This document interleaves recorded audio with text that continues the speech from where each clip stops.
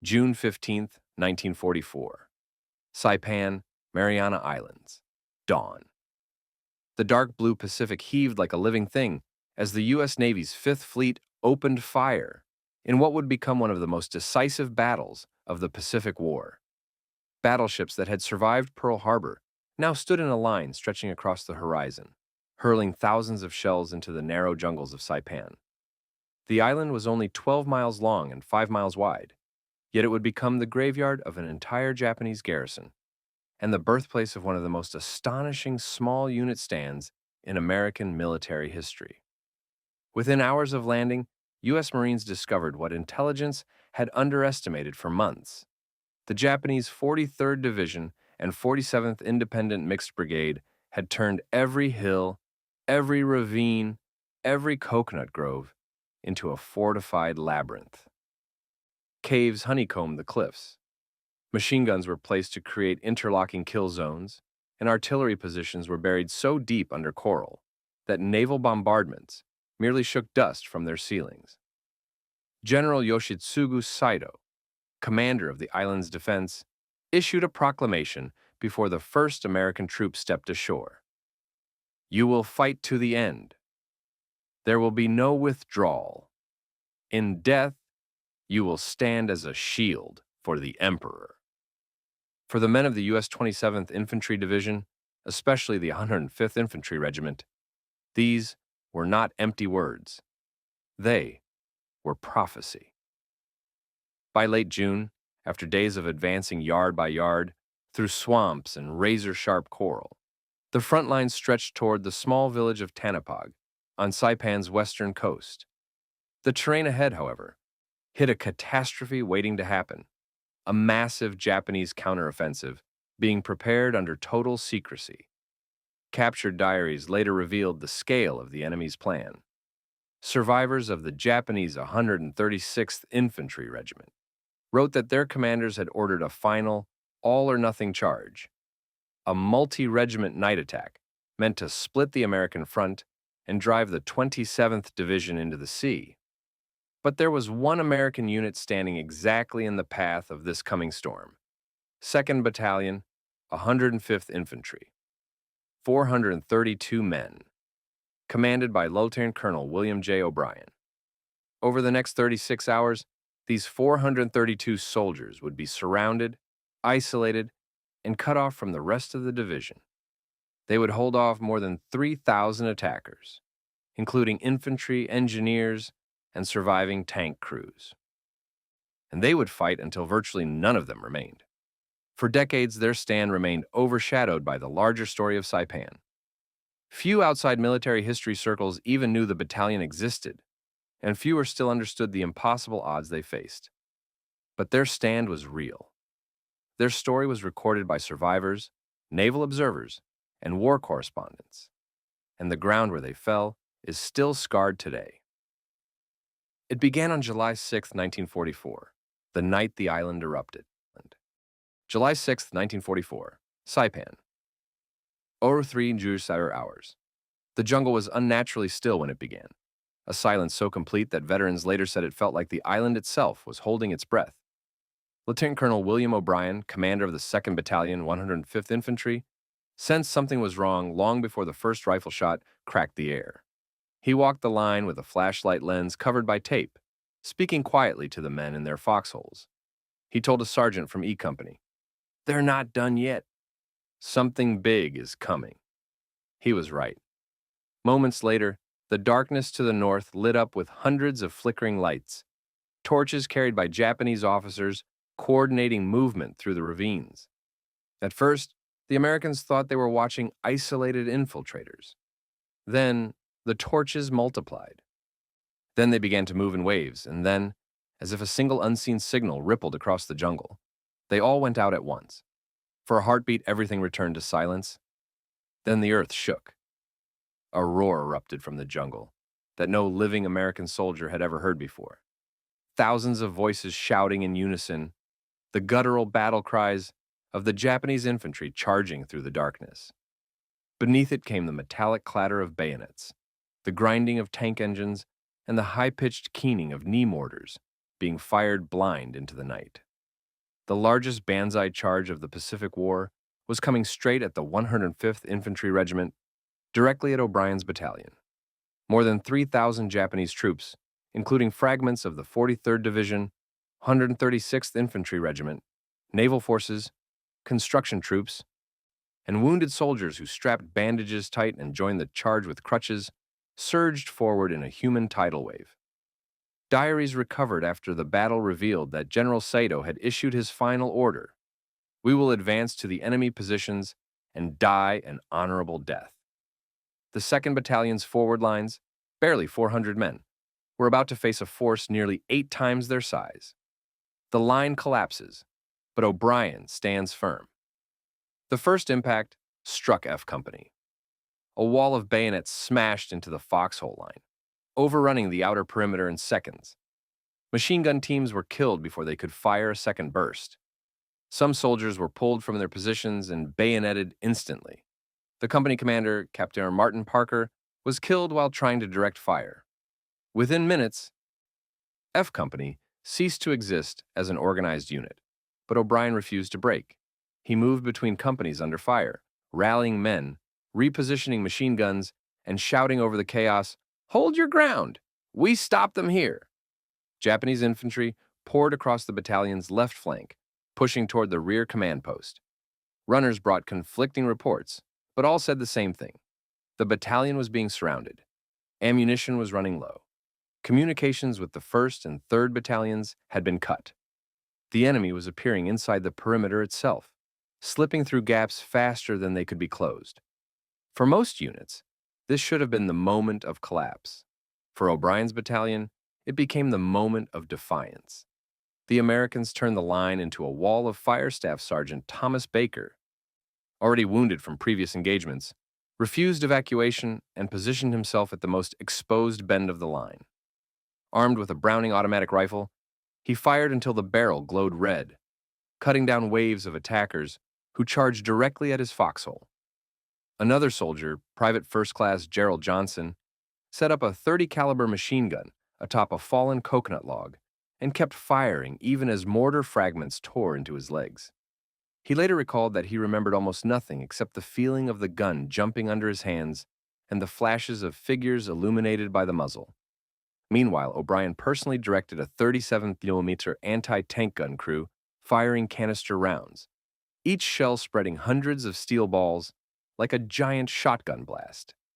Every time the cannon roared, a swath of attackers went down. Survivor accounts describe the blasts as tearing corridors through the charging Japanese ranks. Still, the waves kept coming. The line buckles. The battalion is cut in half. By dawn, the battalion's perimeter had shrunk by more than half. E Company reported casualties above 60%. G Company was nearly encircled. Weapons crews were fighting with pistols, knives, and entrenching tools. The wounded were defending themselves with rocks. Then came the tanks. 3 Japanese tanks, remnants of the 9th Tank Regiment, emerged from the jungle, grinding toward the last intact section of the line. They fired into foxholes at point-blank range. The battalion reserves were gone. There were none left to plug the breach.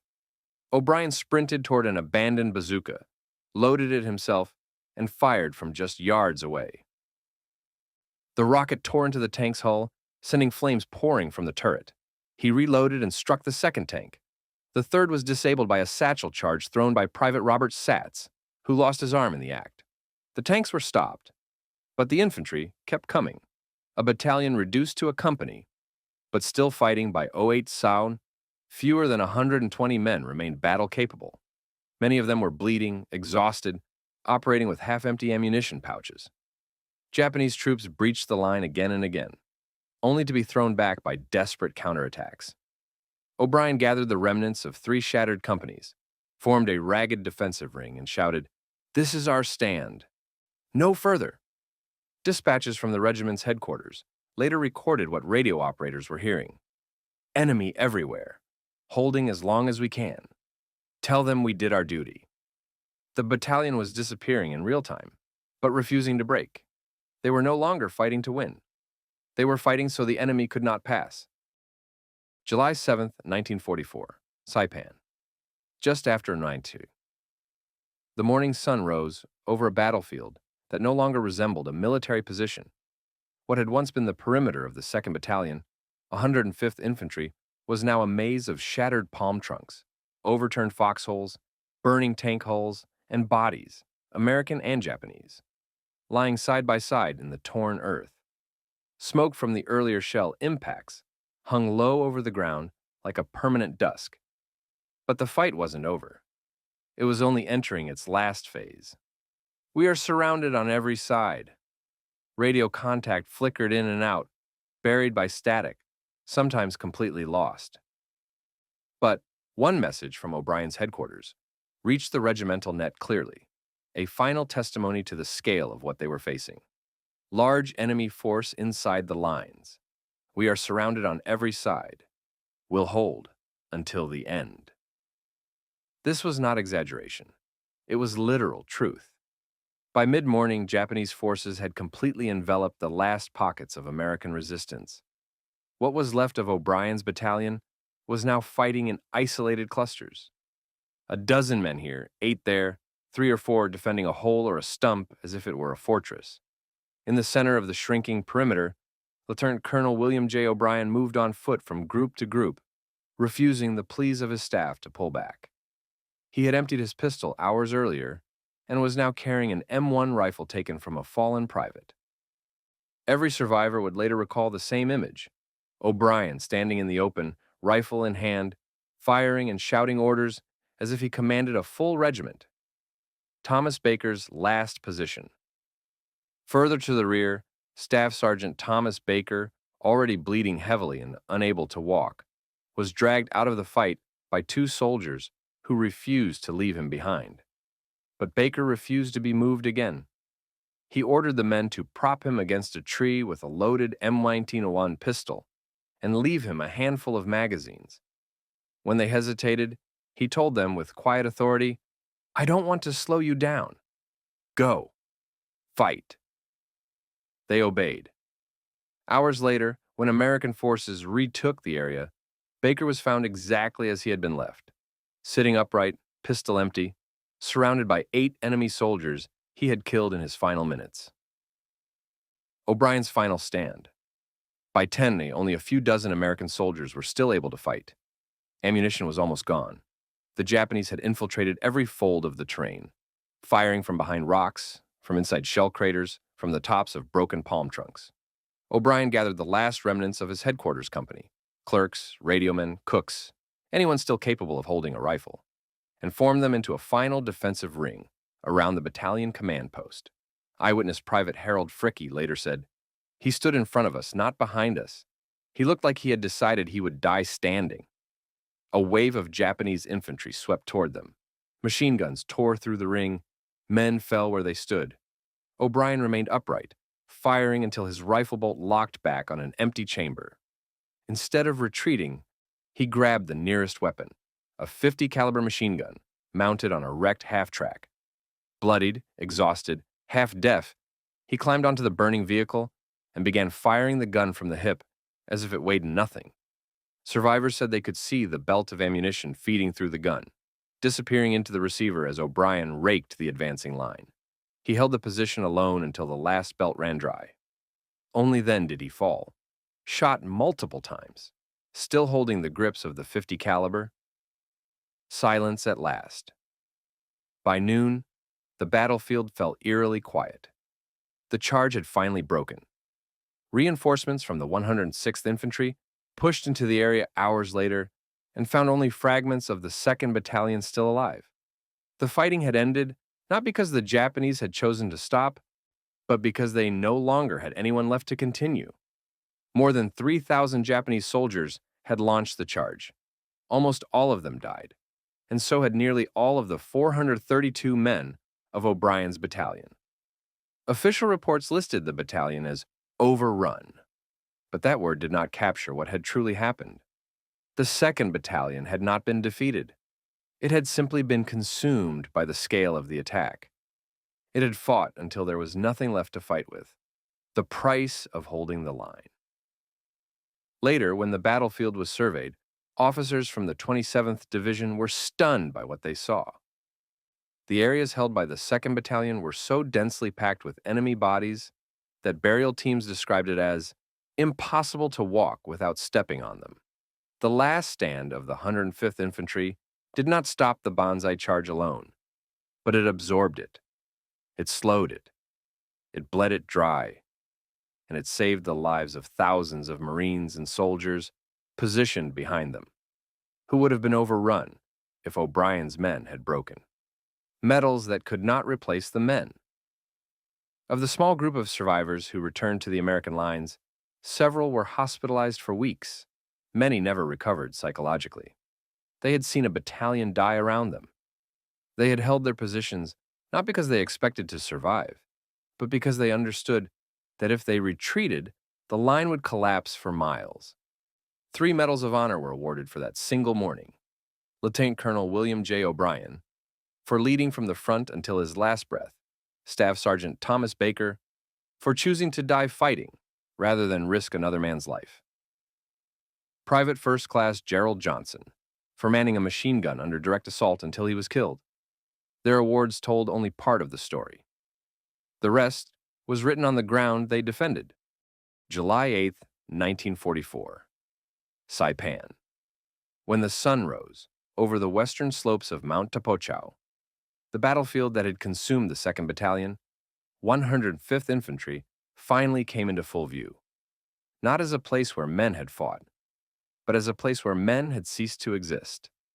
The terrain was almost unrecognizable. Trees were decapitated, their trunks splintered into jagged stumps.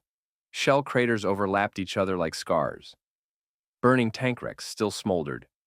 Acre after acre was carpeted with bodies. Marine Lieutenant Colonel William K. Jones, whose men had repelled the remnants of the banzai wave, later said, "I had seen terrible things on Guadalcanal, but nothing like Saipan." The ground looked as if it had swallowed 2 armies and spit the bones back out. This was the battlefield the 106th Infantry stepped onto when they reached the remnants of O'Brien's command. The silence was suffocating. There were no wounded crying out, no stragglers calling for help, no pockets of resistance firing last rounds.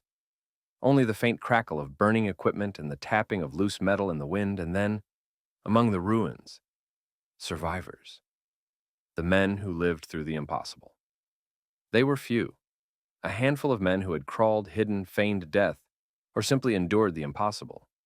They emerged from beneath bodies, from behind rocks, from collapsed foxholes filled with sand and blood. Their uniforms were torn, burned, soaked with sweat and mud. Many had no helmets, some no boots. Some were so dehydrated they could barely speak. One private, later interviewed while recovering aboard the USS Relief, described the scene. "I kept thinking I was the only one left. When I saw another American stand up in the smoke, it felt like seeing a ghost. Those who could walk guided the recovery teams to where others had fallen. Those who could not were carried out. And everywhere, the dead of the 105th Infantry were found with empty rifles, scorched machine guns, smashed helmets, and broken bayonets. Weapons were discovered melted from overheating. Carbines were bent from being used as clubs. Grenades had exploded inches from their bodies. Every soldier looked as if he had died while still trying to fight. Why this stand mattered more than anyone knew. For years, the story of the 2nd Battalion faded into the background of the Saipan narrative. It was overshadowed by the larger battles, Mount Tapochau, Purple Heart Ridge, Hell's Pocket, and the tank fights of the 4th Marine Division. But military analysts who studied the battle in the decades after came to a staggering conclusion. If O'Brien's battalion had not held, the Japanese banzai charge would have torn straight into the rear of the Marine line. Behind the 105th's position were the Marine Battalion aid stations, the artillery batteries, the supply dumps, the command posts, and thousands of wounded men. If even a fraction of the Japanese wave had smashed through the Army line intact, the Marine rear would have been swallowed in minutes. General Holland, Howlin' Mad Smith, a man not known for praising Army units, wrote privately, "Had the 105th broken, the cost on Saipan would have been catastrophic. Their stand saved the division. Why the battalion was forgotten. So why does almost no one outside military historians remember this stand? Several reasons merged over time. 1. The story was overshadowed by the larger Marine narrative. The U.S. Marine Corps had already been mythologized in the Pacific. Their photographers, writers, and publicists were closer to the front. Saipan was framed as a Marine victory. The Army units that fought there, the 27th Infantry Division, received far less attention. 2. The battalion was destroyed. There were almost no officers left to write after-action reports. No public relations team. No survivors to publish memoirs. A story dies if its storytellers die. 3. Controversy muted the heroism. The higher command structure criticized the 27th Infantry Division for earlier delays on Saipan. Political friction between Marine and Army commanders buried the narrative even deeper. 4. The banzai charge was so huge that individual heroism was lost in the scale. When 3,000 men charge and 4,000 die in one night, the human mind struggles to grasp details. But the details mattered, because in those details, the 2nd Battalion did something almost no unit in the Pacific War ever did. They held the line when no sane person would have expected them to. The return to Saipan, decades later. In 1985, a small group of aging veterans from the 27th Infantry Division returned to Saipan. Most walked in silence. Some carried flowers. Others carried photos of men who never left the island. When they reached the slopes near Tanapag village, the site of the battalion's last stand, they found a simple wooden sign placed by local residents. Here the soldiers of the 105th Infantry gave their lives. We remember them. No monument, no grand memorial. Just a board, faded by sun and salt, marking the ground where hundreds of Americans had made a stand that shaped the rest of the battle. One veteran, now in his 60s, whispered, "I thought the world forgot us. I'm glad someone didn't." Legacy of the Lost Battalion of Saipan. Today, historians call them the Lost Battalion of Saipan, the battalion that fought alone, the line that could not break. Their legacy lies not in the ground they defended, but in the men they saved. The cost was devastating. The sacrifice irreversible. The heroism undeniable. In a war filled with catastrophic last stands, this one achieved what almost none of the others did. It saved an entire island, an entire division, and possibly the entire operation. And yet, it slipped through history's fingers, forgotten by most, remembered by few, buried under the weight of larger narratives. But not lost, never lost. Not as long as their story is told. Thank you for watching. Like and subscribe if you'd like us to continue telling stories like this one. Stories that deserve to be remembered.